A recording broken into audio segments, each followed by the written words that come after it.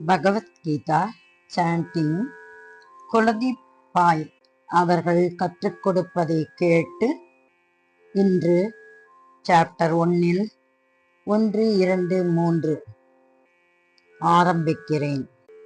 குல்தீப் பாய் அவர்களுக்கு என் நன்றியையும் பெருமாளுக்கு என் வணக்கத்தையும் தெரிவித்துக் கொள்கிறேன்.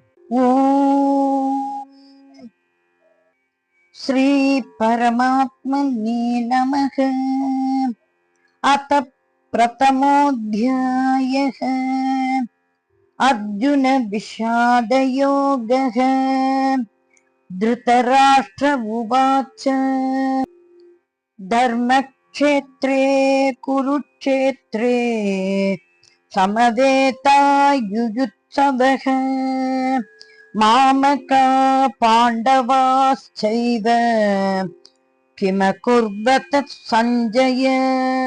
சஞ்சய உவாச்ச திருஷ்ட்வா து பாண்டவானீகம் வியூಢம் துர்யோதனஸ்ததா ஆச்சார்யமுபசங்கம்ய ராஜா வசனம் ப்ரவீத். பஷ்யைதாம் பாண்டுபுத்ராணாம்